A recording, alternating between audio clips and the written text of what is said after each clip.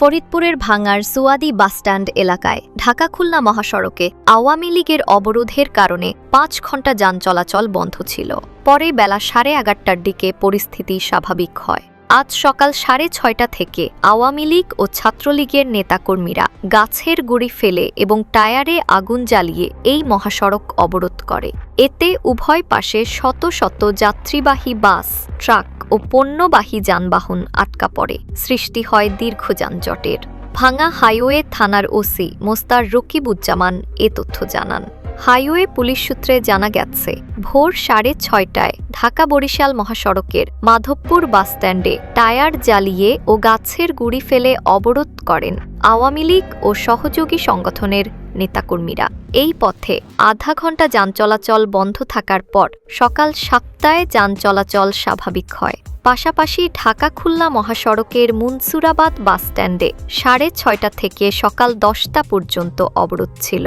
Tyre জ্বালিয়ে করা এই স্থানের অবরোধ 3.5 ঘণ্টা পর স্বাভাবিক হয়। পরে এই মহাসড়কের সুয়াদি বাসস্ট্যান্ডে সকাল 9:30টা ও 10টায় 2 দফায় কয়েক মিনিটের জন্য অবরোধ তুলে নিলেও আবার অবরোধ করা হয়। পরে বেলা 11:30টার দিকে পুরোপুরি অবরোধ তুলে নেয় অবরোধকারীরা।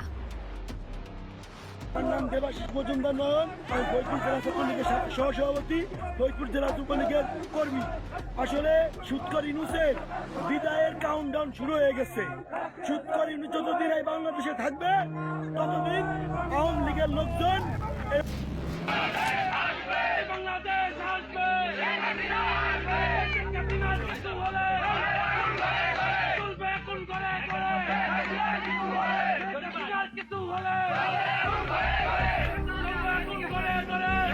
ঢাকার বাইরে 7টি জেলায় বাসে, ট্রাকে, পিকআপ ভ্যানে, রেলপথে ও জুলাই স্মৃতিস্তম্ভে আগুন দেওয়ার ঘটনা ঘটেছে।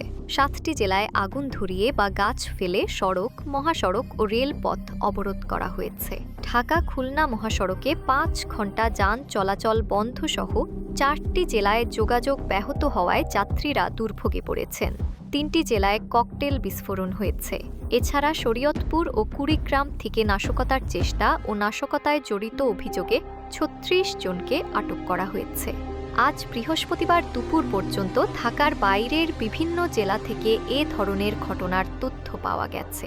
কার্যক্রম নিষিদ্ধ আওয়ামী লীগ অনলাইনে আজ 13 নভেম্বর লকডাউন কর্মসূচি ঘোষণা করেছে।